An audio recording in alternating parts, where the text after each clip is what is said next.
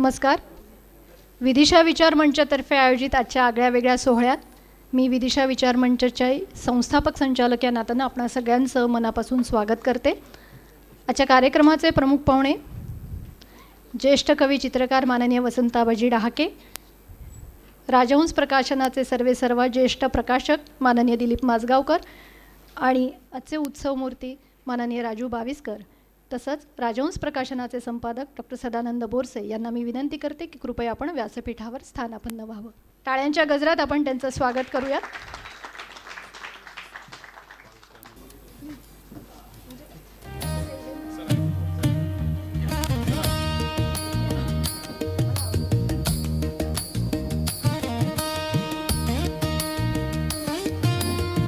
सर्व मान्यवरांचं आपणा सगळ्यांचं मनापासून स्वागत. आजच्या कार्यक्रमाला प्रसिद्ध कवयित्री आणि चित्रकार माननीय डॉक्टर मीनाक्षीताई पाटील येणार होत्या, पण काही अपरिहार्य कारणामुळे त्या येऊ शकलेल्या नाहीत, तसा त्यांचा निरोप आलेला आहे. पण आज इतर मान्यवरांच्या उपस्थितीत आजचा हा सोहळा आपण पुढे नेणार आहोत.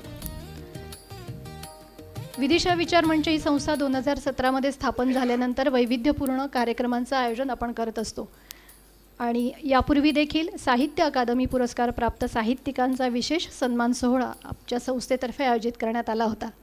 आणि आजचा हा एक वेगळा योग असा आहे की राजू बाविस्करांचा सन्मान ज्यांच्या हस्ते होणार आहे ते देखील ज्येष्ठ कवी वसंताबाजी डहाके यांना देखील साहित्य अकादमी पुरस्कार यापूर्वी मिळालेलाच आहे. तसंच सलग 4थ्या वर्षी राजहंस प्रकाशनाच्या पुस्तकाला यंदा जो साहित्य अकादमी पुरस्कार मिळाला आहे त्यानिमित्त माननीय माजगावकर सरांचा आपण सन्मान करणार आहोत. प्रथम उपस्थित सर्व मान्यवरांचं आपण स्वागत करूया. मी डॉक्टर संजीवनी शिंत्रे यांना विनंती करते की त्यांनी कृपया राजू बाविस्कर यांचं या ठिकाणी स्वागत करावं. टाळ्यांच्या गजरात आपण त्यांचं स्वागत करूया.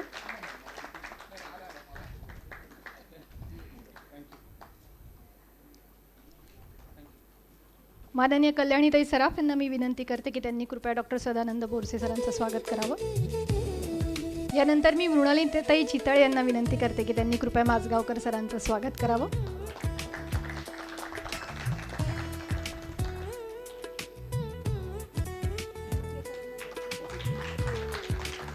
यानंतर मी ज्येष्ठ पत्रकार आनंद सराफ यांना विनंती करते की त्यांनी कृपया वसंताबाजी डहाके सरांचं स्वागत करावं. आपल्या हातात जो चाफ्याचा दरवळ आहे तो कायम सराफ सर आपल्या सगळ्यांसाठी घेऊन येत असतात आणि खऱ्या अर्थानं आनंद द्विगुणित होतो आपला.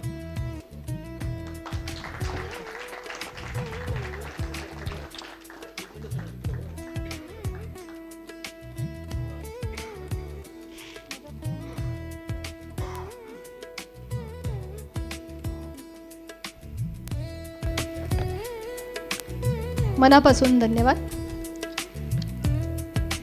2017मध्ये मी आणि माझे पती पत्रकार नितीन जळूकर आम्ही मिळून विदिशा विचार मंच ही संस्था स्थापन केली. तसं म्हटलं तर संस्थात्मक स्वरूप याचं खूप मोठं नाही, आपण सगळेच या संस्थेचे घटक आहात असं आम्ही कायम म्हणत असतो आणि त्याचाच एक भाग म्हणून मान्यवरांचं स्वागत देखील आपल्या उपस्थितांच्या हस्ते आम्ही करत असतो. पुण्यामध्ये वैविध्यपूर्ण कार्यक्रम आयोजित करावं हे ध्येय घेऊन आम्ही काम करत आहोत. आणि यापूर्वी जसं मी मगाशी म्हटलं की साहित्य अकादमी पुरस्कार प्राप्त एकनाथ आव्हाड, विशाखा विश्वनाथ आणि राजहंस प्रकाशनाच्याच पुस्तकाला ज्या विंदांचं गद्यरूप या डॉक्टर सुधीर रसाळ यांच्या पुस्तकाला साहित्य अकादमी पुरस्कार मिळाल्यानंतर त्यांचा देखील विशेष सन्मान विदिशा विचार मंचने आयोजित केला होता.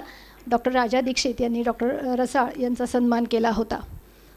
विदिशा विचार मंचने आत्तापर्यंत 2023पासून कुसुमाग्रजांच्या नावानं कुसुमाग्रज स्मृती सन्मान देखील सुरू केला आहे. दरवर्षी हा पुरस्कार दिला जातो. मुख्य म्हणजे महाराष्ट्रातल्या वैविध्यपूर्ण कवितेचा वारसा वेगळ्या धाटणीनं पुढे नेणाऱ्या कवीला किंवा कवयित्रीला हा पुरस्कार दिला जातो. 2023मध्ये ज्येष्ठ कवी अरुण म्हात्रे यांना, 2024चा पुरस्कार ज्येष्ठ कवी वसंताबाजी डहाके यांना, 2025चा पुरस्कार ज्येष्ठ कवयित्री डॉक्टर अरुणा ढेरे यांना आणि आत्ताच 10 मार्चला ज्येष्ठ कवी इंद्रजित भालेराव यांना हा पुरस्कार दिला होता. मला सांगायला विशेष करून आवडेल की विदिशा विचार मंचच्या व्यासपीठावर सातत्याने वेगवेगळ्या प्रकारचे व्यक्ती आणण्याचा आमचा प्रयत्न असतो. साहित्य क्षेत्रातल्या मान्यवरांना आणण्याचा प्रयत्न असतो. त्यामध्ये ज्येष्ठ लेखिका मेघना पेठे, प्राध्यापक रंगनाथ पठारे, ज्येष्ठ पत्रकार महावीर जोंधळे अशा अनेक व्यक्तींचा मला आवर्जून उल्लेख करावासा वाटतो. जानेवारी महिना सुरू झाला की कायम आपल्याला वेध असतात की पद्मश्री पुरस्कार कुणाला मिळणार याकडे सगळ्यांचं लक्ष लागलेलं असतं. आणि यंदा पद्मश्री पुरस्कार मिळाल्यांमध्ये अनेक वैशिष्ट्यपूर्ण असे व्यक्तिमत्व महाराष्ट्रातली होती. त्याचाच एक भाग म्हणून 2026च्या पद्मश्री पुरस्काराचे मानकरी ज्येष्ठ तारपावादक भिकल्या लाडक्या धिंडा, ज्येष्ठ कृषीतज्ञ श्रीरंगदादा लाड आणि रघुवीर खेडकर की जे तमाशा कलावंत आहेत, त्यांचा देखील विशेष सन्मान विदिशा विचारमंचने पद्मश्री गिरीश प्रभुणे यांच्या हस्ते केला होता. अशा कार्यक्रमांमध्ये साहित्यिक मूल्य जपणाऱ्या पूर्वसुरींचं स्मरण करणं हा देखील आमच्या वेगळ्या प्रयत्नांचा भाग असतो. म्हणूनच यंदा ज्येष्ठ लेखिका सुनीताबाई देशपांडे यांच्या जन्मशताब्दीनिमित्त सुनीताबाई देशपांडे स्मृती साहित्य संमेलनाचं देखील आपण आयोजन केलं होतं. यंदाचं वर्ष ज्येष्ठ नाटककार पद्मश्री वसंतराव कानेटकर यांचं 25वे स्मृतिवर्ष आहे. त्यानिमित्त अलीकडेच आपण वसंत स्मृती हा महोत्सव आयोजित केला होता. शैलाताई इथे आहेत, त्या कार्यक्रमात त्यांनी देखील मार्गदर्शन केलं होतं. असे वैविध्यपूर्ण कार्यक्रम करणं हा विदिशा विचारमंचचा एक महत्त्वाचा भाग आहे आणि त्यानिमित्त आजचा हा सोहळा खास करून खूप महत्त्वाचा ठरतो आहे. फार वेळ न दवडता मी आमचे स्नेही शब्दसारथीचे संचालक पत्रकार पराग पोद्दार यांना विनंती करते की त्यांनी कृपया राजू बाविस्कर यांचं मानपत्र वाचन करावं. नमस्कार. व्यासपीठावर उपस्थित असणाऱ्या सर्व मान्यवरांना अभिवादन करतो आणि माननीय राजू बाविस्कर सर यांना आज आपण जे सन्मानपत्र देणार आहोत त्याचं वाचन करतो. माननीय राजू बाविस्कर, सस्नेह नमस्कार.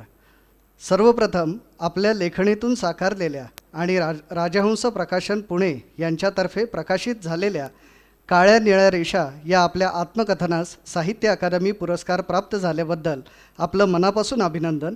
यानिमित्त विदिशा विचार मंचातर्फे आपला विशेष सन्मान करताना आम्हाला विशेष आनंद होतो आहे. सातपुडा डोंगराच्या पायथ्याशी वसलेल्या लासूर गावापासून सुरू झालेला आणि दिल्लीतील साहित्य अकादमीपर्यंत येऊन ठेपलेला आपला जीवनप्रवास खरोखरच थक्क करणारा आहे.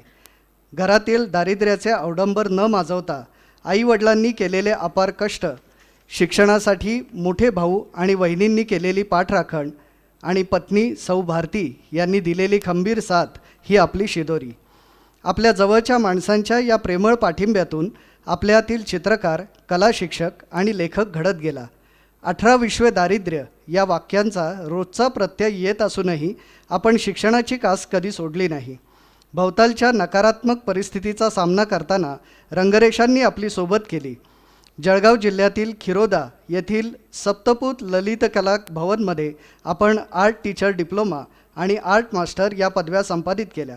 जळगावमधील पिंपराळा येथील PM मुंदडे माध्यमिक विद्यालयात कला शिक्षक म्हणून 1991 पासून आपण कार्यरत आहात. दरम्यान जैन चॅरिटीज जळगाव यांची 3 वर्षाची शिष्यवृत्ती आपल्याला 2008 ते 2011 या कालावधीत मिळाली.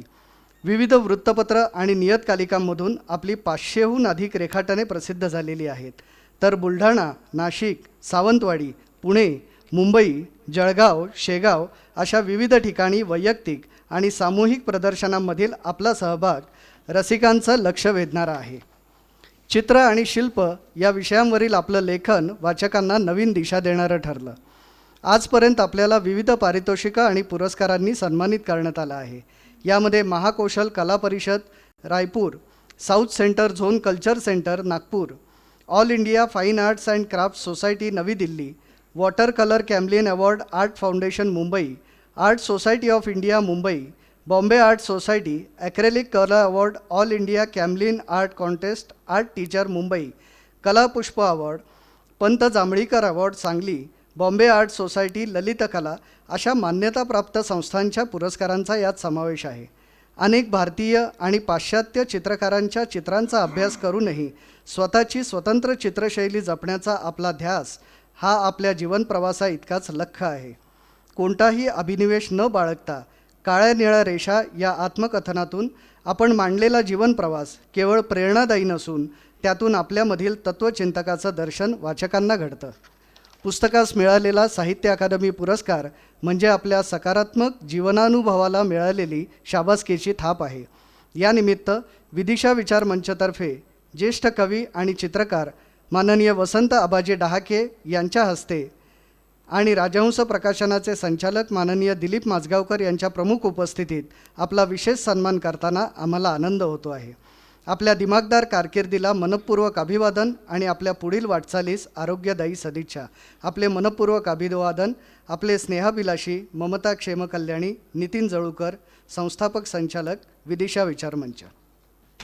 मी माननीय डहाके सरांना विनंती करते की त्यांनी कृपया राजू बाविस्कर यांचा सन्मान करावा, सन्मानपत्र आणि शाल देऊन.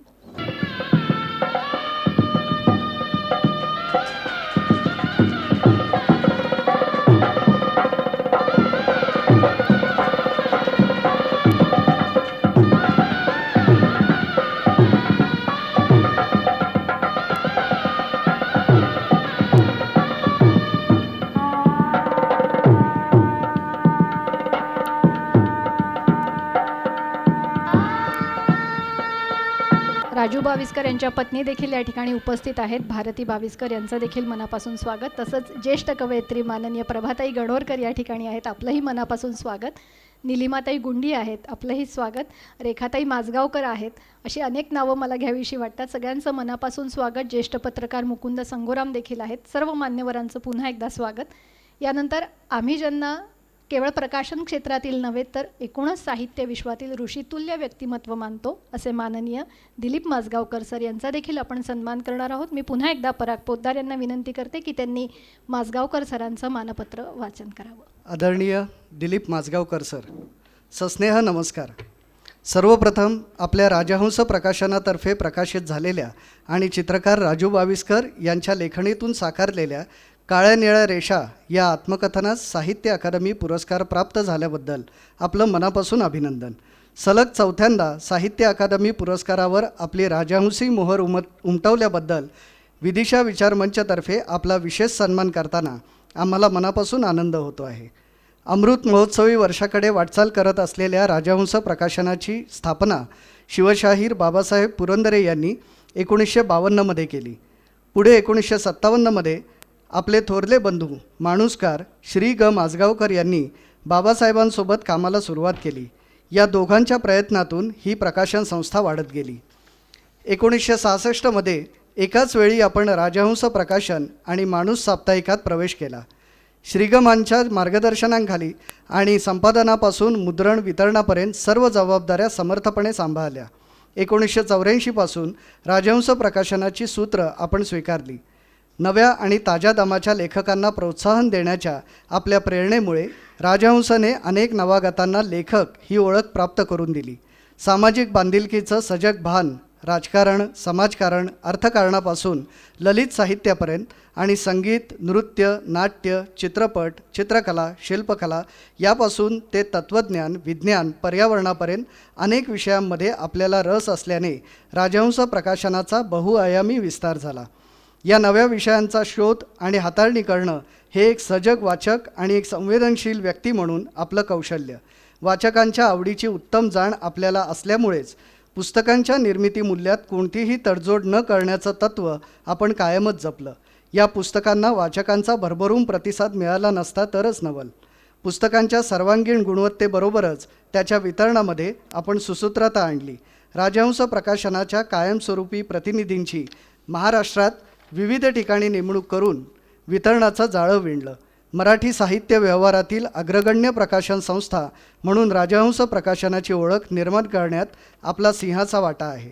आपल्या नेतृत्वाला राजहंस परिवारातील लेखक, संपादक, मुद्रक, वितरक अशा सर्वच घटकांची मोलाची साथ मिळाली हे विशेष. सर्वच साहित्य प्रकारांना राजहंसानं कायम महत्त्व दिलं असून राजहंस प्रकाशन म्हणजे मराठी साहित्य विश्वातील एक संदर्भपीठ आहे असंच म्हणावं लागेल.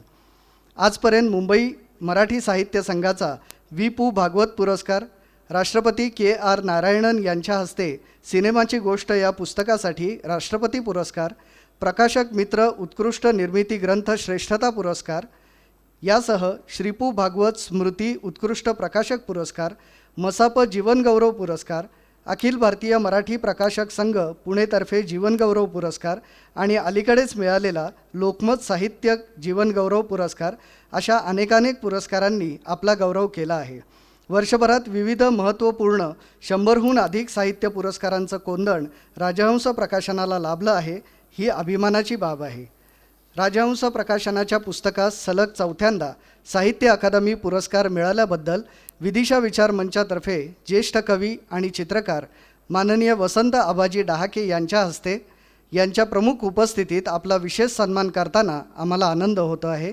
आपल्या दिमागदार कारकिर्दीला मनपूर्वक अभिवादन आणि आपल्या पुढील वाटचालीस आरोग्यदायी सदिच्छा. आपले मनपूर्वक अभिनंदन. आपले स्नेहाभिलाषी ममता क्षेमकल्याणी नितीन जळूकर, संस्थापक संचालक समन्वयक विदिशा विचार मंच. मी डहाके सरांना विनंती करते की त्यांनी कृपया माननीय माजगावकर सरांचा सन्मान करावा.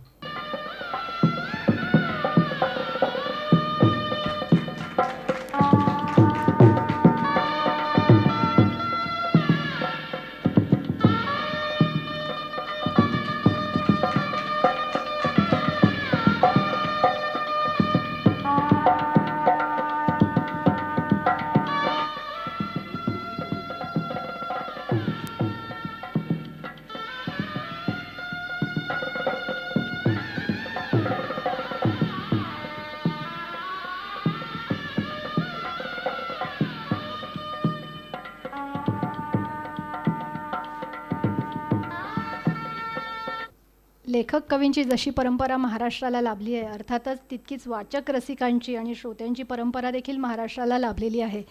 त्यामुळेच आपल्या आवडत्या कवी लेखकाचं कौतुक करणं असा भाग्ययोग कायम जुळवून आणण्यात मराठी लोक अग्रेसर असतात. आणि त्याचाच एक भाग म्हणून राजू बाविस्करांना जो पुरस्कार मिळाला त्यानिमित्त त्यांच्यावरचं जे एक टपाल तिकीट आहे त्याचं या ठिकाणी त्यांना सप्रेम सादर करण्यात येणार आहे. मी विनंती करते की माननीय राजा दांडेकर या ठिकाणी आले आहेत, पोपटराव काळे या ठिकाणी आलेले आहेत, राजगणेश गुमारे देखील या ठिकाणी आलेले आहेत. तर हे विशेष टपाल तिकिटाची फ्रेम ते मान्यवरांच्या उपस्थितीत त्यांना फक्त प्रदान करू इच्छितात. टाळ्यांच्या गजरात आपण या आगळ्या वेगळ्या कौतुक सोहळ्याचं देखील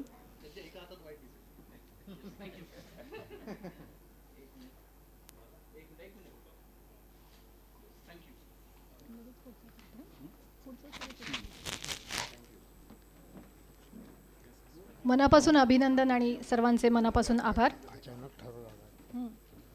मनापासून धन्यवाद. आजच्या सत्कार सोहळ्यानिमित्त राजू बाविस्कर यांचं मनोगत ऐकण्यास आपण उत्सुक आहोत. मानपत्राच्या महाराष्ट्राच्या साहित्यरत्न अण्णाभाऊ साठे चरित्र साधन प्रकाशन समितीच्या वतीनं देखील राजू बाविस्कर यांचा सत्कार करू इच्छितात. तर मी सर्व समिती सदस्यांना विनंती करते की कृपया त्यांनी व्यासपीठावर येऊन माननीय राजू बाविस्कर यांचा सत्कार करावा.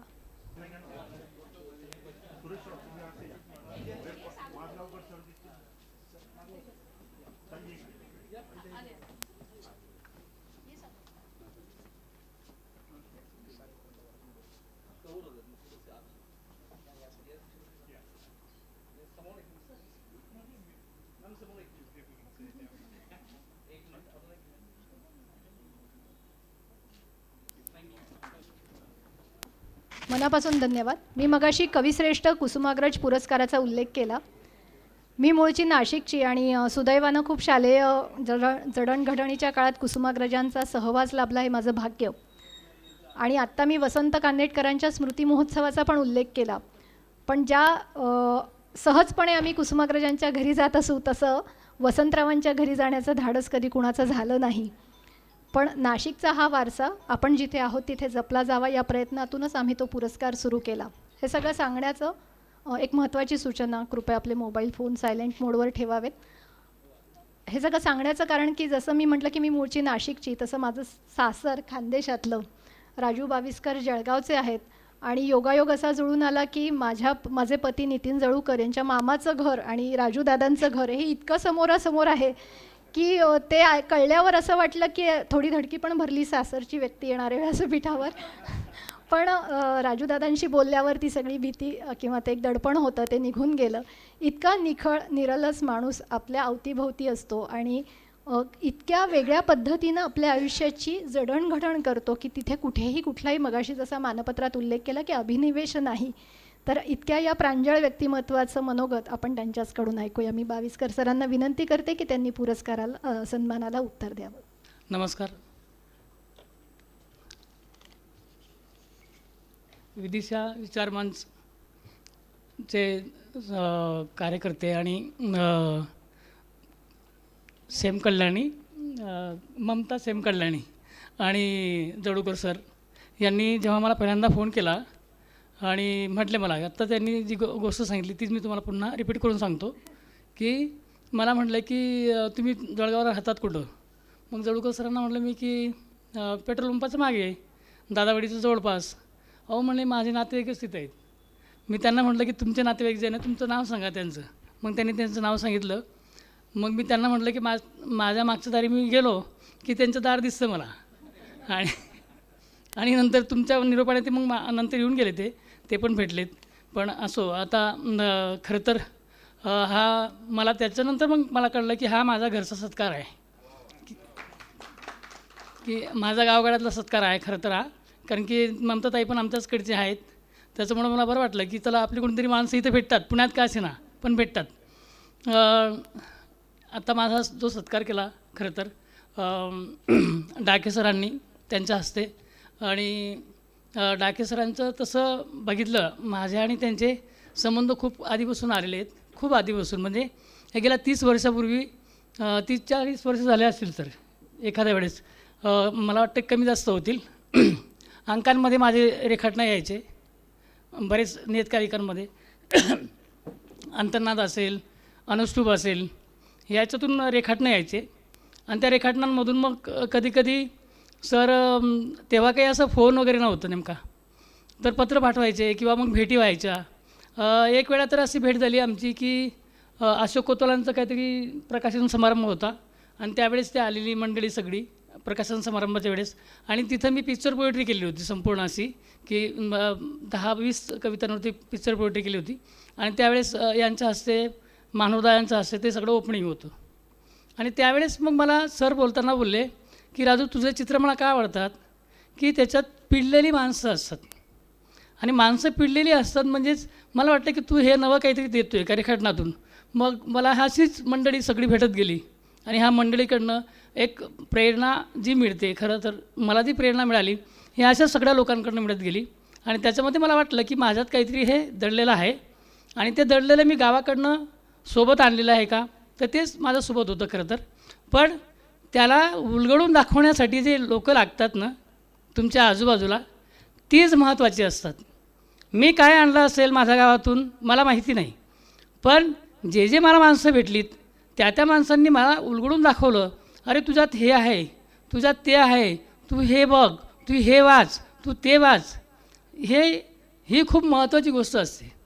आणि तसं बघितलं तर आमच्या कुटुंबामध्ये लांबपर्यंत काही संबंध नाही, की वाचनाचा संबंध नाही, कुठल्या वारसा नाही असं काहीतरी की चला बाबा घरातून काहीतरी वारसा आलेला असेल, तसला कुठला वारसा नसताना मग माझ्याकडं आलं कसं नेमकं. ना आमच्या कुटुंबामध्ये कोणी चित्र काढायचं, ना कोणी लिखाणकाम करायचं, म्हणजे लांबपर्यंत काही वारसा नाही, पण तरी आलं कसं. मग हे मला पण ते कधी वाटतं की नाही, असं होत नाही. तुम्ही शिकतात आणि तुम्हाला परिसर शिकवतो आणि गरज तुमची असते तिथपर्यंत जाण्याची, त्यांची गरज नसते तुमच्यापर्यंत येण्याची, जर शिकायची असेल तर. मग मी अनेक आता सरांसारखे बरेचसे मंडळी होती की त्यांच्यापर्यंत मी पोहोचलो. मग बऱ्याच वेळा माझ्याकडं मी मग अशी बोललो मागच्या वेळेस पण, की चांगले पुस्तकं हाती लागलीत, आधी रद्दी हाती आली नाही असं मी बोललो मागाशी. पण मी बऱ्याच वेळा बोलतो पण असं की रद्दी हाती आली नाही, चांगली पुस्तकं हाती आलीत. आणि चांगले पुस्तकं हाती आल्यामुळं कदाचित हे लिहिता झालो. प्रफुल्ल शिलाधर सरांनी त्या युगवाणीमध्ये जे पहिल्यांदा छापलं, तर तेव्हा मी त्यांना म्हटलं होतं की म्हटलं सर हे लोक काय म्हणतील. म्हणजे मी विचार केला होता की मला ते म्हटले की शिलेदार सर की राजू एक काम कर, तू जे बोलतो आहे ना नेमकं असं जे बोलतो, तू ज्या पद्धतीने तू मांडतो ना, गोष्ट सांगतो ना अशी, ती लिहून मला पाठव. कारण की तुझ्या चित्रामध्ये जे आहे तेच मला वाटतं की तुझ्या परिसर तुझ्या आतमध्ये अजून पण डोकावतो आहे. तो चित्रामधून तुला जेवढा दाखवता येत नसेल तेवढा तू शब्दांमध्ये त्याला जास्त मोठा करू शकतो, त्याला तुला पेस मिळेल, तर हे जरा लिहून काढ. मी म्हटलं सर हे लिहिणं म्हणजे काही सोपं नाही आहे.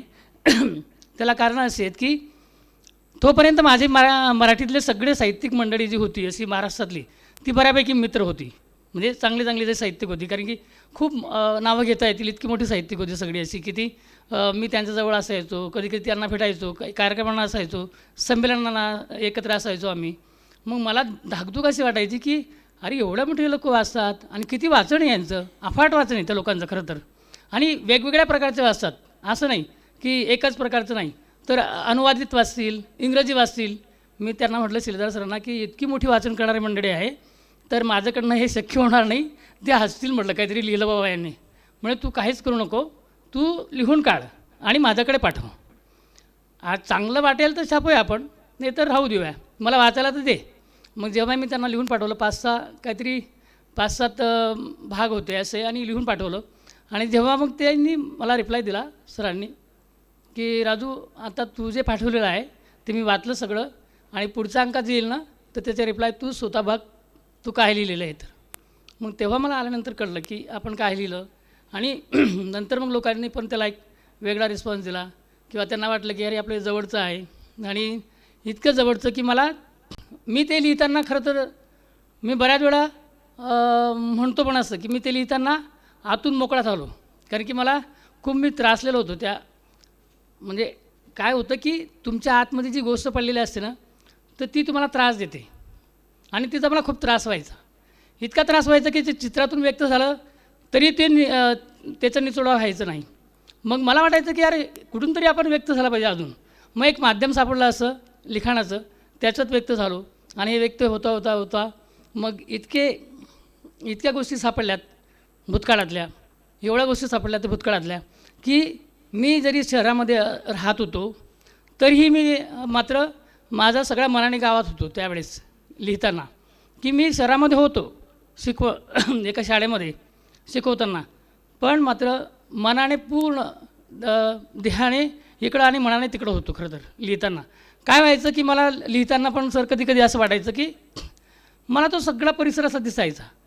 आणि त्याला कारणं पण असतील कदाचित की मी मुळात चित्रकार असल्यामुळं मला व्हिज्युअल जे गोष्ट असते आमच्या चित्रकारांना ती व्हिज्युअलाइज करता येते. म्हणजे ते बारीक बारीक गोष्टी ज्या असतात ते तपशीलवार दिसतात. कुठं काय असेल तेव्हा कुठल्या गोष्टी काय काय घडलेल्या असतील असं सगळं दिसतात.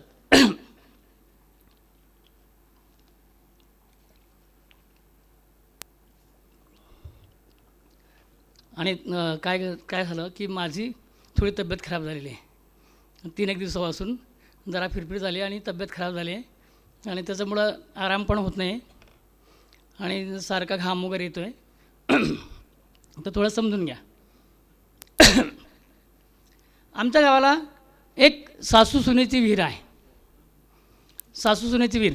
आता सरला मॅडम इथं बसलेले त्यांनी छान लिहिलं होतं त्याच्यावरती की सासू सुनेची विहीर म्हणजे काय की त्यांनी मला त्यांच्यासारखे अजून त्यांनी सांगितलं की 2-3 जणांनी सांगितलं की अरे हे म्हणजे तो ऐतिहासिक ठेवा असतो, लक्षात घ्या. म्हणजे माझ्या पुस्तकामध्ये त्याचं येण्याचं कारण काय तर आई म्हणायची की म्हणजे काय एका सासू सुनेची विहीर अशी विहीर की एका विहीरमध्ये म्हणजे भिंत फक्त अशी मधली आणि बाजूला सुनेची विहीर आणि बाजूला सासूची विहीर. सुनेच्या विहीरमध्ये एकदम स्वच्छ पाणी, पायऱ्यांपर्यंत गेलं तरी पण तुम्ही जा पाणी प्या छानपैकी. आणि सगळे लोक तिथे पाणी प्यायचे, जेवण झालं वरती की पाणी प्यायला यायचे. आणि बाजूला सासूची विहीर, तिच्यामध्ये खूप घाण आहे, आजही आहे तसंच, खूप घाण आहे. म्हणजे जंतू वगैरे किडे वगैरे असे त्याच्यात आहे. आणि मग त्याचा उल्लेख माझ्या पुस्तकात आलेला आहे. तो ऐतिहासिक मला वाटतं की हे किती छान दिलेलं होतं ना आपल्या पूर्वजांनी. म्हणजे आपल्याकडं कुठलाही मीडिया नव्हता, लक्षात घ्या. कुठलाही मीडिया नसताना जर सामाजिक परिवर्तन घडवायचे असतील तर हे माध्यमं किती मोठी होती, किती भारी होतं. कारण की एखाद्या स्त्रीने एखाद्या सासूने जर सुनेला त्रास दिला तर सासूच्या विहिरीमध्ये असे किडे पडलेले पाणी मिळेल. किती भारी असेल नाही. म्हणजे कुठलंही नाही, कुठलं पोस्टर नाही, काही नाही. आणि त्या गावाला आणि सगळे लोक यायचे, लग्न व्हायचे तिथं आणि सून सासू नवरा बायको सगळे यायचे, ते सगळे बघायचे ते. मग मला वाटायचं की हे कुठंतरी असं आहे का नेमकं की कोणतंही पोस्ट न लावताना जाहिरात न करताना हा मीडिया होता का मग त्यावेळेस. मला वाटतं का हा मीडिया होता खरं तर, इतिहास सांगणारा मीडिया होता की तुम्हाला हे दाखवायचं होतं त्यांना की तुम्ही असं केलं ना तर असं होऊ शकतं तुमचं. मग ह्या पद्धतीने त्याची मांडणी आहे, बऱ्याच गोष्टी त्याच्यामध्ये आलेल्या आहेत. आणि माझं पुस्तक जेव्हा इकडनं याच्याकडनं आलं शिलेदार सरांकडनं, जेव्हा ते अंकांमधून आलेत आणि नंतर मग माझगाव सरांनी सांगितलं की राजू, कोणाला दिलेलं नाही पुस्तक तर आपण छापूया, तू कितीही लिही, तुला मुभा आहे, तू 500 पान लिही किंवा अजून 1000 लिही, पण तू मोकळा हो त्याच्यामध्ये. आणि काकांनी मला मोकळीकता दिली, त्याच्यामुळे मी मोकळा झालो त्याच्यामध्ये खरं तर. आणि त्या सगळ्यांचे आभार मानतो आणि धन्यवाद. तुम्ही मला समजून घेतलं, तब्येत बरी नसताना पण समजून घेतलं. धन्यवाद. मनापासून धन्यवाद. आत्ता तर कुठे तुमचा दौरा सुरू झालेला आहे असं मी म्हणेन, आणि पुण्यानंतर तुम्हाला अनेक ठिकाणी अशी आमंत्रणं अर्थातच येत राहतील. तुमच्या प्रकृतीसाठी शुभेच्छा. तुम्ही जसं म्हणालात की कुठलंही माध्यम नसताना एक प्रबोधनाचा एक चांगलं प्रतीक म्हणून अशा अनेक गोष्टी आपल्याकडे आहे, आणि तुम्ही ते खास करून पुस्तकात त्याचा उल्लेख केला. पुस्तक वाचताना असं होतं की म्हणजे अनेक वेळा अंगावर काटा येतो, शहारे येतात, आणि आपण ते मगाशी जसं म्हणाले की माझ्या आत जी गोष्ट दडलेली होती त्याचा निचरा होणं हे इतकं आवश्यक होतं. आणि मला असं वाटतं की अशा मनात दडलेल्या गोष्टींना प्रोत्साहन देण्यात राजहंस प्रकाशन खूप अग्रेसर आहे. परवा माझगावकर सरांची या कार्यक्रमानिमित्त भेट घ्यायला गेलो तेव्हा कोणाचा तरी फोन आला, तर त्यांना सांगत होते फोनवर की एका पुस्तकावर थांबायचं नाही आहे, पुढच्या पुस्तकाच्या कामाला लागा. तर हे मला खूप छान वाटलं. आणि अर्थातच आम्हालाही सुदैवानं खूप माझगावकर सरांचं मार्गदर्शन मिळत असतं. अक्षरधाराच्या 25 वर्षानिमित्त आम्ही राठिवडेकर दाम्पत्याचा सत्कार माझगावकर सरांच्या हस्तेच केला होता विदिशा विचार मंचतर्फे. तेव्हाही सर खास आवर्जून आले, आणि एरवीही आमच्या सर्व कार्यक्रमांकडे सरांचं छान लक्ष असतं आणि ते कायम आम्हाला मार्गदर्शन करीत असतात. आजही त्यांनी आपलं मार्गदर्शन या ठिकाणी करावं अशी मी विनंती करते. आज मीनाक्षीताई पाटील आल्या नाहीत म्हणून, नाही तर एरवी आज तुम्हाला व्यासपीठावर एक वेगळं दृश्य दिसलं असतं की 3 चित्रकारांच्या मध्ये एक प्रकाशक हा अंग चोरून आणि संकोचून बसलेला तुम्हाला दिसला असता. कारण राजू बाविस्कर हे मुळात चित्रकार आहेत आणि अपघाताने लेखक झालेले आहेत. तर माझे आवडते कवी वसंत आबाजी हे चित्रकार आणि कवी आहेत, आणि मीनाक्षीताई पाटील असत्या तर त्याही कवी आणि चित्रकार होत्या. मला आठवतं आहे, त्याला खूप वर्ष झाली, 40-45 वर्ष झाली असतील. एका जाहीर मुलाखतीत आपल्या सुधीर गाडगिळांनी पुलन असा प्रश्न विचारला होता की एकेकाळी तुम्ही चित्र चांगली काढायचात, नंतरच्या काळात तुम्ही हातात कधी ब्रश धरला होतात का? पुलांनी तात्काळ उत्तर दिलं, मी रोज दाढीचा ब्रश हातात धरतो. तर त्यांचा जेवढा चित्रकलेशी संबंध तितकाच माझा चित्रकलेशी संबंध. थोडक्यात मला एवढंच म्हणायचं आहे की आज राजू बाविस्कर यांच्याबरोबर माझा सत्कार होतो आहे, राजहंसचा सत्कार होतो आहे. मला आनंद वाटतो आहे. खरं तर गेल्या 50-60 वर्षाच्या माझ्या प्रवासात मला अनेक राजू बाविस्कर राजहंसला मिळाले. अनेक राजहंसला मिळाले, वेगवेगळ्या क्षेत्रातले मिळाले, आणि त्यांची पुस्तकं राजहंसला प्रकाशित करता आली. आणि कुसुमाग्रज म्हणाले त्याप्रमाणे खरंच मागे वळून बघितलं तर तो प्रवास सुंदर झाला असंच मला म्हणावं असं वाटतं. कारण एका बाजूनी तो मला समृद्ध करणारा होता, वैचारिकदृष्ट्या मला अधिक परिपुष्ट करणारा होता, तसाच तो मराठी वाचकांनाही समृद्ध करणारा ठरला, याचा मला आनंद वाटतो. अगदी माझ्या ऐन उमेदीच्या काळात मला आठवतं आहे, विजय तेंडुलकर असतील, दुर्गाबाई भागवत असतील, अरुण साधू असतील, अनिल बर्वे असतील, अशोक जैन असेल, किंवा इकडे रत्नाकर मतकरे असतील, सुमतीबाई देवस्थळी, बी.ग. कानिटकर, बी.स. वाळिंबे, नंतर इकडे अनंत भावे, पुष्पा भावे, रत्नाकर मतकरी, किती नावं एका दमात घेऊ. इतक्या सगळ्या साहित्यिकांचं सहकार्य राजहंसला सातत्याने मिळत गेलं.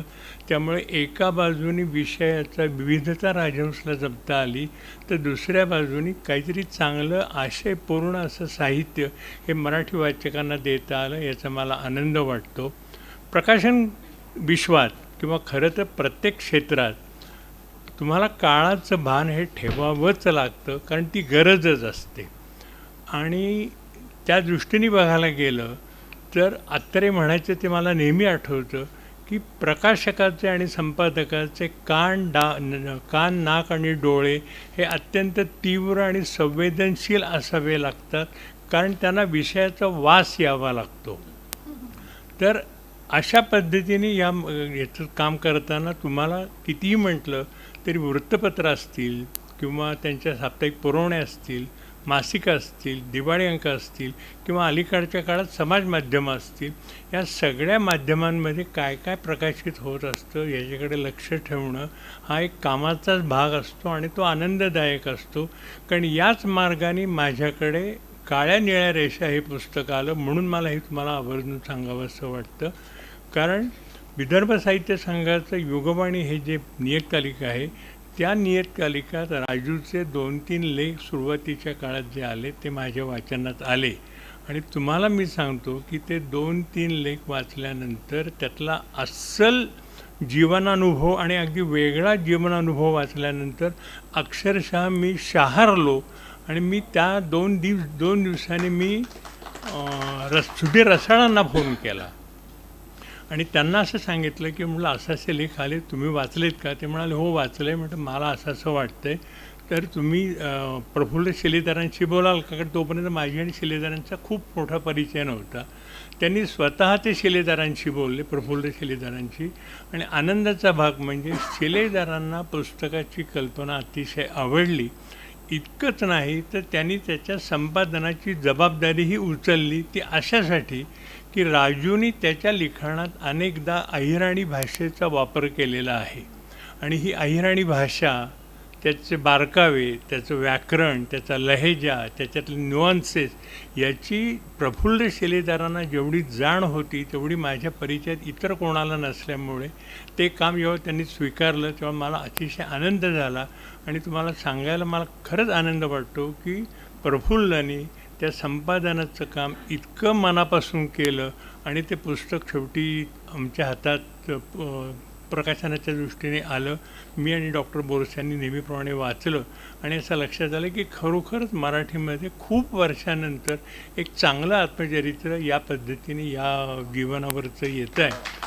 आणि पुढे अर्थात त्याच्यात चित्रकाराचा प्रश्न नव्हता, कारण स्वतः राजू चित्रकार असल्यामुळे त्यातल्या काही प्रसंगांना जिवंत रूप देणं हे राजूला सहज शक्य झालं.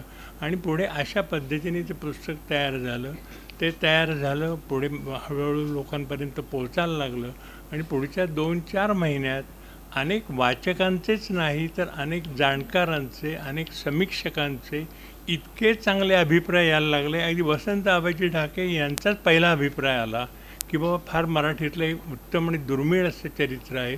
भालचंद्र नेमाड्यांचं पत्र आलं, राजन गवस, नादो महानोर, दीपक घारे, आमचे आपले श्रीकांत देशमुख ह्या सगळ्यांनी अभिप्राय देऊन त्या पुस्तकाचं कौतुक केलं. त्याच वेळेला त्याला अनेक स्थानिक पुरस्कारही मिळाले आणि त्याच्यात कळस अध्याय म्हणजे त्याला आत्ता यंदाचा गेल्या वर्षीचा साहित्य अकादमी पुरस्कार मिळाला.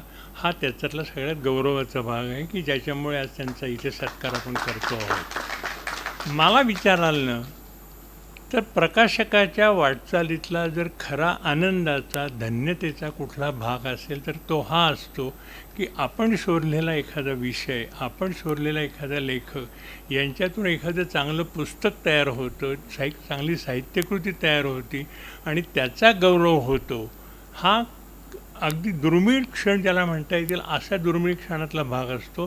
सुदैवाने राजहंसच्या या वाटचालीत अनेक असे दुर्मिळ आणि आनंदाचे आणि धन्यतेचे क्षण राजहंसला मिळाले. कारण राजहंसला मिळालेले म्हणून मी प्रत्येक माझ्या भाषणात आवर्जून सांगत असतो की राजहंसच्या आजच्या यशात मोठा वाटा, सिंहाचा वाटा हा लेखकांचा आहे आणि लेखकांच्यामुळेच राजहंस मोठी होती आहे किंवा मोठी होण्याच्या मार्गावर आहे हे मला सांगायला मनापासून आनंद वाटतो.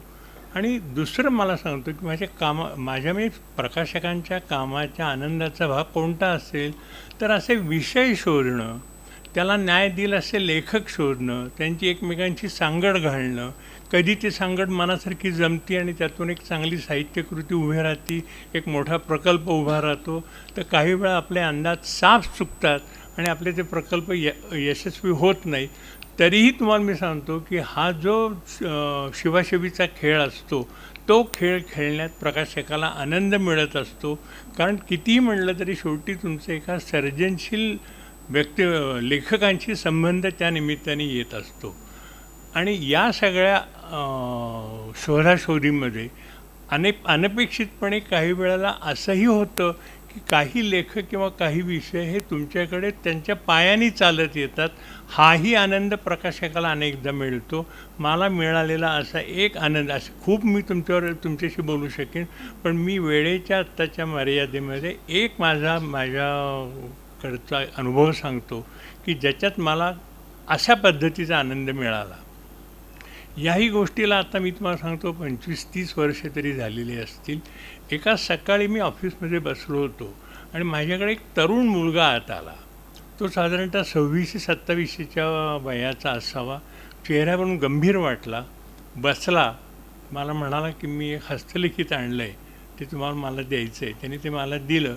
मी एका बाजूने हस्तलिखित चालत असताना मी त्याच्याशी बोलत होतो. त्याला म्हणलं, तुम्ही काय करता?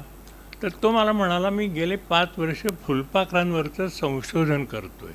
तो फुलपाखरांवर संशोधन करतो आहे हा विषय त्याचा ऐकल्यावरच माझे कान टवकारले की हा काहीतरी वेगळं इथे काहीतरी आहे.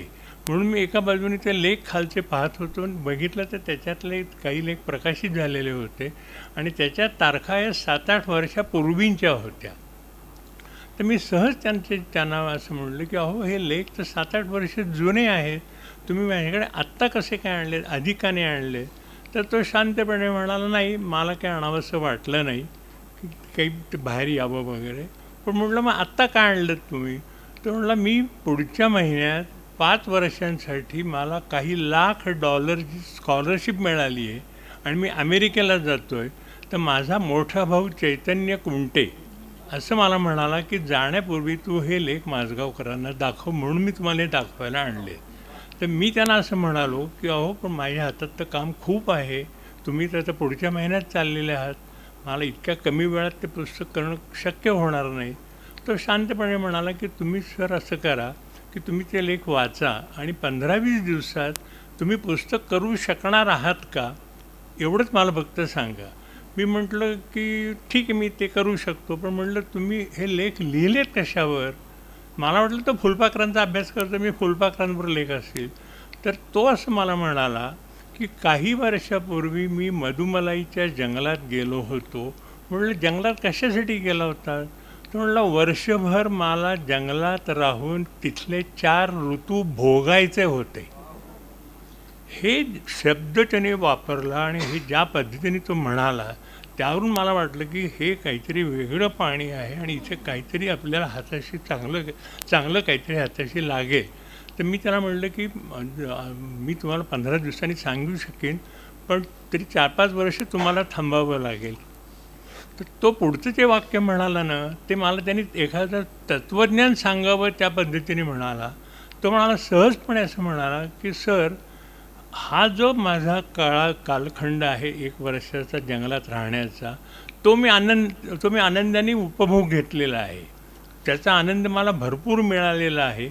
आता हा आनंद वाचकांना आज मिळाला काय किंवा 5 वर्षांनी मिळाला काय, माझ्या आयुष्यात काय फरक पडणार आहे?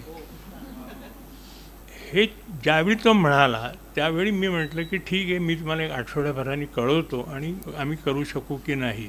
पण त्याची पाठ वळली आणि मी ऑफिसमध्ये सांगितलं की मला कुठलाही फोन देऊ नका आणि मी त्याचं लेखन वाचायला सुरुवात केली आणि इतका त्या लेखनात मी गुंतून पडलो की संध्याकाळी 6 वाजता मी त्याला फोन केला की अहो, म्हटलं, त्याचं नाव कृष्णमेघ कुंटे आणि त्या पुस्तकाचं नाव एका रानवेड्याची शोधयात्रा.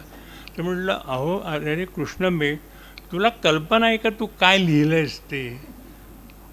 तो म्हणला, ठीक आहे, हरकत नाही. म्हटलं, नाही, तू उद्याला मला येऊन भेट. तो आला आणि मी त्याला असं म्हणालो की हे बघ, ही सगळी कामं बाजूला टाकतो, तुझी फ्लाईट केव्हाची मला सांग. त्याला तो मला, तो कधी एप्रिल महिन्याच होता, कारण तो 5 मेला जायचा होता, मला तारीख लक्षात होती. तो म्हणला, मी 5 मेला जाणार आहे. म्हटलं, ठीक आहे, तू मला फक्त तू इथे आहेस ना, कारण मला खूप फोटो बिटो लागतील, तुझी मदत लागेल. तो म्हणला, मी इथे आहे. पुढच्या 3 आठवड्यात डॉक्टर बोरस्यांनी आणि मी इतर सर्व कामं बाजूला ठेवून त्याचं पुस्तक केलं आणि तो जाण्याच्या आधी 2 दिवस त्याच्या हातात ते पुस्तक दिलं. तो इतका भारावून गेला त्याला इतका आनंद झाला की दुसऱ्या दिवशी तो मला भेटायला आला तेव्हा तो म्हणाला की सर मला तुम्हाला एक भेट द्यायची आहे.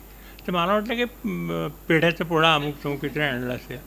त्यांनी जंगलातली त्याला मिळालेली, कारण तो हत्तींचा अभ्यास करण्यासाठी जंगलात गेला होता, तर तिथे अभ्यास करताना त्याला जंगलात 5 वर्षाच्या हत्तीची एवढी मोठी दाढ सापडली होती. ती दाढ घेऊन तो आला होता आणि तो म्हणाला की ही माझी एक अत्यंत अमूल्य अशी भेट आहे आणि ती मला तुम्हाला द्यायची आहे. मी तुम्हाला सांगतो की त्याच्या चेहऱ्यावरचा आनंद ज्यावेळेला मी बघितला त्यावेळेला आपण प्रकाशक झालो. याचा खरा आनंद तर मला झालाच. तर आणि मुख्य म्हणजे हे अशा पद्धतीचे आनंद जेव्हा जेव्हा लेखकाच्या चेहऱ्यावर दिसतात ना, त्यावेळेला प्रकाशकाला आनंद होत असतो, कारण त्याची एक निर्मिती ही आपल्याकडून तयार झालेली असते, त्याला आपला हातभार लागलेला असो. पुढे ते पुस्तक आलं, त्याला पुरस्कार मिळाले, त्याचं कौतुक झालं, त्याच्या आवृत्त्या निघाल्या. आजही त्याची 10वी 12वी किंवा कुठली तरी आवृत्ती चालू आहेच. मला सांगा, शेवटी लेखकाला काय हवं असतं? तर आपलं लेखन हे वाचकांनी वाचावं, त्याच्यावर त्यांनी प्रतिक्रिया द्यावी, एवढीच त्याची अपेक्षा असती. ही अपेक्षा कृष्णमय कुंटेच्या एका रानवेड्याची शोधयात्रा या पुस्तकाने पूर्ण केली. मला माझ्या त्या संपूर्ण प्रवासातला हा महत्त्वाचा प्रसंग वाटला, तेवढाच मी तुम्हाला सांगितला. आता एवढं फक्त या निमित्ताने मी फक्त एकच गोष्ट आणि एकच मुद्दा तुम्हाला सांगतो, तो असा, कारण याच मुद्द्यावर मी मुंबईतल्या माझ्या एका कार्यक्रमात जरा सविस्तर बोललो होतो, पण आता वेळेचं बंधन आहे, तर मी 5 मिनटात तुम्हाला एक मुद्दा सांगतो की मला या निमित्ताने असं सांगायचं आहे की आज सर्वसाधारणपणे मराठी प्रकाशन व्यवसायाचं चित्र काय दिसतं, तर आज लेखकांची संख्या खूप वाढलेली तुम्हाला दिसते. अनेक लेखकांना व्यक्त व्हायचं आहे, केवळ व्यक्त व्हायचं आहे असं नाही, तर त्यांना व्यक्त व्हायची घाई झालेली आहे. इतक्या पद्धतीने ते व्यक्त होतं आणि ही चांगली गोष्ट आहे. मी त्याच्यात मला बिलकुल मला काही दुसरं म्हणायचं नाही, कारण आता नवी टेक्नॉलॉजी, नवं तंत्रज्ञान आणि समाज माध्यमं यामुळे हे व्यक्त होणं फार सोपं झालेलं आहे. सकाळी 8 वाजता लिहिलेल्या मजकुराला दुपारी 1 तासाभरात तुम्हाला लाईक्स अँड डिसलाईक्स यायला लागतात. हा लेखकाच्या दृष्टीने आनंदाचाच भाग आहे. त्यातही आनंदाचा भाग मला असं वाटतो की हे जी लेखकांची संख्या वाढली आहे, त्यात शहरी भागांपेक्षा ग्रामीण भागातील लेखकांची संख्या ही मोठ्या प्रमाणात आहे. आणि केवळ त्यांची संख्या मोठ्या प्रमाणात आहे असं नाही, तर त्यांच्या लेखनाची गुणवत्ता ही शहरी लेखकांच्या लेखनापेक्षा तुम्हाला निदान असा राजहंस तरी अनुभव गेल्या 5 वर्षातला तुम्हाला मी सांगतो. डॉक्टर बोरसे त्याच्याशी सहमत होतील की ती गुणवत्ता उजवी, कारण ते लेखक वेगवेगळ्या ग्रामीण भागातून आलेले, ते त्यांचं प्रामाणिक जगणं, त्यांचा जीवनाचा संघर्ष, त्यांची नातीगोती, त्यांच्या नात्यातले ताणतणाव ह्याचं इतकं उत्तम पद्धतीने चित्रण करतात.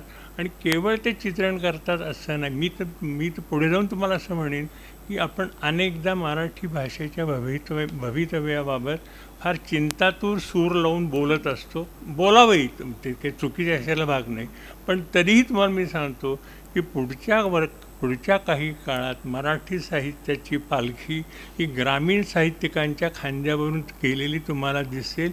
इतकं यांचं साहित्य वेगवेगळ्या भागातून, वेगवेगळ्या प्रदेशातून, वेगवेगळ्या भाषेतून, त्यांची भाषा म्हणजे तुम्ही काळ्या निळ्या रेषा बघा, त्यातली भाषा बघा. हे जे वेगवेगळ्या भागातून ग्रामीण लेखक येत आहेत, ते त्यांची भाषा घेऊन येत आहेत, त्यांची शैली घेऊन येत आहेत. त्या शैलीवर कोणाचाही प्रभाव नाही आहे. त्यांना जे मोकळेपणाने व्यक्त करावं असं वाटतं ते व्यक्त करत आहेत. मग ती अहिराणी असेल, मग ती वऱ्हाडी असेल, मग ती खानदेशी असेल, मग ती सातारकडची असेल, ती आता इन्शाल्लामध्ये अभिराम भडकमकरांनी तर कोल्हापूरकडची एक शैली बोलीभाषा वापरली आहे. थोडक्यात म्हणजे ह्या लेखकांच्याकडून त्यांच्या कळत न कळत मराठीतल्या बोलीभाषा जपण्याचं काम फार महत्त्वाचं असं काम होतं आहे. आणि बोलीभाषा या मराठी भाषेतल्या शतकानुशतकाची परंपरा असलेल्या आणि ज्याला आपण मोठं संचित म्हणावं, सांस्कृतिक संचित, अशा या बोलीभाषा आहेत. त्या भाषा जपण्याचं कामही या लेखकांकडून होतं आहे. मी या निमित्ताने इतकंच म्हणू इच्छितो की अशाच पद्धतीचं लेखन सर्व महाराष्ट्रातल्या ग्रामीण भागातून येत राहावं, आमच्यासारख्या अनेक प्रकाशकांनी ते प्रकाशित करत राहावं, त्यात राजहंसही वाटा असावा असं मला मनापासून वाटतं. ती इच्छा मी प्रदर्शित करतो.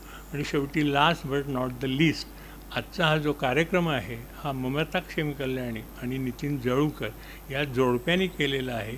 या जोडप्याकडे माझं बारीक लक्ष अशासाठी आहे की हिचा भाऊ हा गेले अनेक वर्ष राजहंस नाशिकमध्ये काम करतो. त्यांचे जे मी कार्यक्रमाला कुठले जाऊ शकत नाही, पण त्यांचे कार्यक्रम कुठले आहेत, ते कोणाचे करतात, त्यांची दृष्टी काय आहे, त्यांचं मांडणी काय आहे कार्यक्रमाची, ह्याच्याकडे माझं बारीक लक्ष असतं. आता सुनीताबाईंच्या साहित्याचं संमेलन ही त्यांचीच कल्पना किंवा साहित्य अकादमी मिळालेल्या पुरस्कारार्थींचा पुण्यात आल्यावर गौरव करणं ही कल्पनासुद्धा मूळ त्यांचीच. तर त्या जोडप्याच्या या विदिशा विचारमंचच्या कार्यक्रमाला, त्यांच्या पुढच्या वाटचालीला मी शुभेच्छा देतो आणि थांबतो. मनापासून धन्यवाद सर. भविष्यातही तुमची असं बारीक लक्ष आमच्याकडे असेल याची खात्री आहे. आणि आजचा हा सन्मान म्हणजे आम्ही खूप वयानं, अनुभवानं, सर्वार्थानं आपल्यापेक्षा खूप लहान आहोत, पण आपला हा सन्मान म्हणजे आम्ही आपल्याप्रती व्यक्त केलेली कृतज्ञता आहे, हे खास करून या ठिकाणी नमूद करावं असं वाटतं. आपल्या संपूर्ण मार्गदर्शनाबद्दल, सहकार्याबद्दल मनापासून धन्यवाद. यानंतर ज्यांच्या हस्ते आपण आज सन्मान केला असे ज्येष्ठ कवी आणि चित्रकार माननीय वसंत आबाजी डहाके, मराठीतील भाषातज्ञ, कोशकार, लेखक, कवी, चित्रकार अशी त्यांची ओळख. खरं तर कलावंताने स्वतःच्या असण्याचा अर्थ शोधत शोधत आयुष्यभर लिहिणारा कवी किंवा कलावंत म्हणून वसंत आबाजी डहाके यांचं नाव घेतलं असतं. कविता लिहितो म्हणून मी आहे असं ते आवर्जून सांगतात. आणि योगभ्रष्ट या दीर्घ कवितेने त्यांना म्हणजे ते कवी म्हणून प्रकाशात आले. आणि त्यानंतर योगभ्रष्ट, शुभवर्तमान, शनुशेप, चित्रलिपी, रूपांतर, वाचाभंग असे काव्यसंग्रह, अधोलोक, प्रतिबद्ध आणि मर्त्य असे लेखसंग्रह, यात्रा, अंतयात्रा असे अनेक वैविध्यपूर्ण प्रकारचं साहित्य त्यांचं प्रकाशित आहे. मी त्यांच्या परिचयाच्या औपचारिकतेत न जाता मी थेट त्यांना विनंती करते की त्यांनी कृपया मार्गदर्शन करावं. नमस्कार. एक लेखक, एक प्रकाशक आणि एक संपादक असा मेळ इथे आहे. संपादक ही व्यक्ती किती महत्त्वाची असते प्रकाशन विश्वामध्ये याची मला चांगली कल्पना आहे. आमचे थोर संपादक म्हणजे शिल्पू भागवत बारीक बारीक पूर्णविराम, अर्धविराम, स्वल्पविराम, अवतरण चिन्ह, मात्रा, त्यावरचा अनुस्वार या सगळ्या गोष्टी अत्यंत बारकाईने स्वतः पाहणारे असे ते संपादक. अर्थातच साहित्याची गुणवत्ता, त्याचा निकष, कस काय आहे हे पाहणारे होते. तेव्हापासून मला मराठी विश्वातल्या संपादकाविषयी अतिशय आदर वाटत राहिलेला आहे. दुर्दैवाने असं झालं की मराठी विश्वात आज संपादक शोधावा लागतो. कुठे आहे संपादक? डॉक्टर सदानंद गोरसे हे अशा प्रकारे निर्लसपणे कष्ट घेऊन बारकाईने वाचून संपादन करणारे अशा संपादकांचा लेखकांना खूप आधार असतो. जर काही लेखकाचं लिहिणं कमी अधिक असेल तर संपादक ज्या सूचना करतो त्यावर विचार करून अर्थातच लेखकाला जसं वाटेल त्याप्रमाणे तो करतो, तेव्हा ती कलाकृती पूर्णत्वास होण्याच्याकडे वाटचाल करू लागते. एरवी मनात आलं, तिकडून आलं वरून आणि लिहिलं, आता यात काही बदल करायचा नाही असेही लेखक असतात. परंतु संपादकांचं ऐकणारे, ज्यांना आपल्या साहित्याची गुणवत्ता वाढली पाहिजे, कस वाढला पाहिजे, कलाकृती झाली पाहिजे असं वाटतं, ते संपादकांचे शब्द पाळत असतात. ऐकत तर असतातच, विचारविनिमय करतील, वाद करतील, परंतु संपादक ही गोष्ट प्रकाशकाच्या जगामध्ये, मराठी साहित्याच्या जगामध्ये अतिशय महत्त्वाची आहे. त्यामुळे आज या मंचावर डॉक्टर सदानंद गोरसे आहेत ही गोष्ट मला खूप आवडली. राजहंसबद्दल काय बोलायचं, आपल्या सगळ्यांसमोर आहेच. मराठीमध्ये आता राजूचं आत्मकथन आहे. या एका क्षेत्रामध्ये जरी राजहंसची कामगिरी पाहिली तरी नामांकित आत्मचरित्र राजहंसने प्रकाशित केलेली आहेत. प्रत्येक आत्मकथन हे अत्यंत महत्त्वाचंच आहे असं आपल्या लक्षात येईल. एकंदरीत समाजाची जी जाण आहे, माजगावकर घराण्यामध्ये ती पूर्वीपासूनच आहे याची मला कल्पना आहे.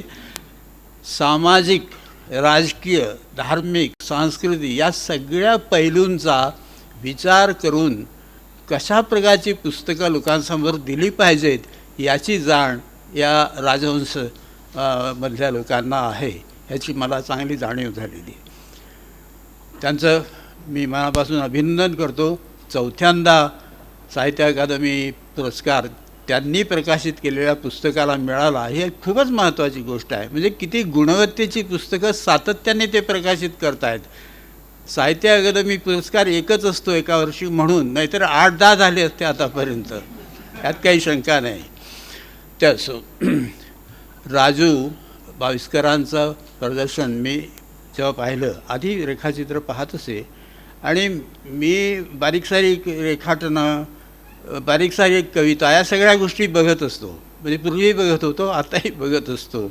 तर त्यामध्ये पुष्कळदा ही रेखाटनं यांची बघायला मिळाली. मग प्रदर्शन झालं. ती जी रेषा आहे आणि त्यातून जे निर्माण झालेलं आहे ते मला थक्क करून गेलं. काहीतरी वेगळं असं हे यातून मिळतं आहे आपल्याला. हा कलावंत काहीतरी वेगळं व्यक्त करतो आहे. म्हणून तो पीळ शब्द त्यांनी वापरला तो अगदी बरोबर आहे. मी पुष्कळदा चांगलं काही जेव्हा मला सांगायचं असतं तेव्हा पीळ पडला पाहिजे असंच म्हणत असतो. तर पीळ पडलेली जी माणसं आणि त्या माणसांच्यामुळे माझ्या आतड्यात पीळ पडतो, एवढी ताकद असते त्या रेखाटनांची. हे सगळं जगणं जे आहे, आपल्या समाजाचा विचार केल्यानंतर अनेक गोष्टी आपल्या ध्यानामध्ये येतात. माणसाच्या संदर्भामध्ये त्या असायला नकोत, पण आहेत. हा समाज आहे, या समाजाचा भूतकाळ आहे, इतिहास आहे. त्या इतिहासामध्ये जशा उज्ज्वल गोष्टी आहेत तशा काही आता नाकाराव्या अशाही आहेत. असं हे जगणं जेव्हा भोगायला लागतं तेव्हा ती माणसं कशी जगत असतील, या सगळ्या प्रसंगांना तोंड कसं देत असतील. रोज झगडा, जगण्याचा झगडा, भुकेचा झगडा, अन्न कसं मिळवावं, कुठून मिळवावं, कसं, ह्या सगळ्याच्या संदर्भामधला झगडा. आणि हे सगळं पाहत पाहत एखादा संवेदनशील मुलगा तरुण होतो तेव्हा काय होत असेल. आता इथे आपल्या आणखी एक लक्षात येईल की माणूस घडत जातो.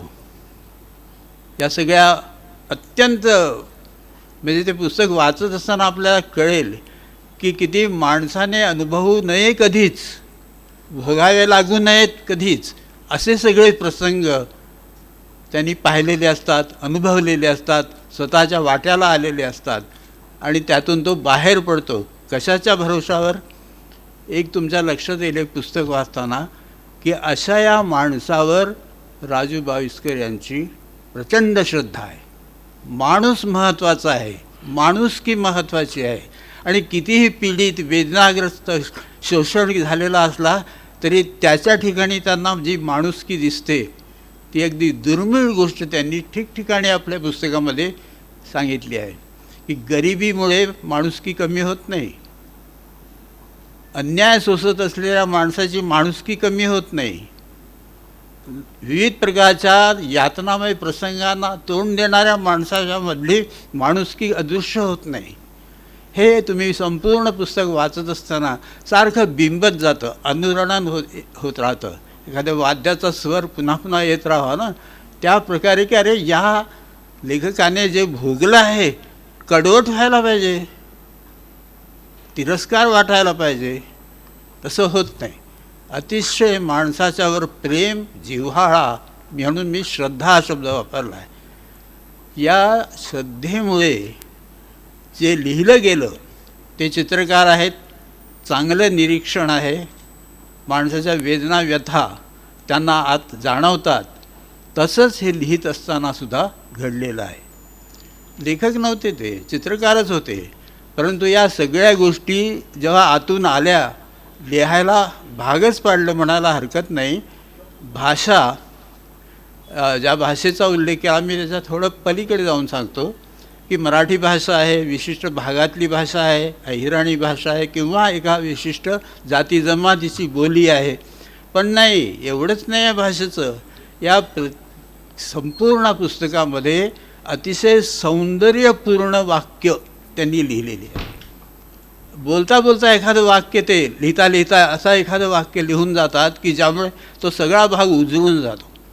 ही जी ताकद आहे ही कुठून आली? वारसा नाही, बरोबर आहे, वारसा नाही आहे असल्या झगड्यामध्ये जगत असताना. पण एक मात्र आहे, शिक्षण घेतलं पाहिजे, आपण पुढे जायला पाहिजे, नाहीतर याच परिस्थितीत राहू. शिक्षणाविषयीची ही जी आच आहे आणि त्यातूनच मग साहित्यिक मित्र भेटल्यामुळे वाचन वगैरे वाढत गेलं. परंतु जगण्याची जी नस त्यांनी पकडली या पुस्तकामध्ये ती अप्रतिम आहे. मराठीमध्ये आतापर्यंत जी विविध आत्मकथनं ती का महत्त्वाची आहेत? कारण हा आपल्याच समाजाचा आरसा आपल्यासमोर धरलेला असतो. बघा काय प्रकारचं जगणं लोक जगत होते आणि त्यातून पुढे ते आले. खूप मोठे विचार आपल्या प्रवर्तक लोकांनी दिलेले आहेत आणि त्याचा संस्कार होऊन माणसं हळूहळू बाहेर पडायला लागलेली आहेत. पण जे भोगलेलं ते अतिशय वाईटच आहे. या पुस्तकाच्या मुखपृष्ठावर जे चित्र आहे, राजू भाविस्कर एक वाद्य वाजवत आहेत. आता हे काही काम करणाऱ्या माणसाला समाजामध्ये काय प्रतिष्ठा होती? काहीही प्रतिष्ठा नव्हती. माणूस म्हणून सुद्धा किंमत नव्हती. अशा प्रकारच्या जगण्यातून बाहेर येत येत मनातला सारा कडवटपणा, निराशा, प्रतिकूल विचार असं गाळत गाळत, म्हणतात ना की सोनं जितकं तापवलं जातं तितकं ते अधिक निखरतं, तसं ह्या पुस्तकाचं झालं आहे. हे का पुस्तक इतकं महत्त्वाचं झालं? कारण अनुभवांचा सोनं इथे आहे. त्या अनुभवांच्या सोन्याची जी मांडणी त्याने केली आहे, त्याला कोंदण दिलं आहे, ते महत्त्वाचं आहे.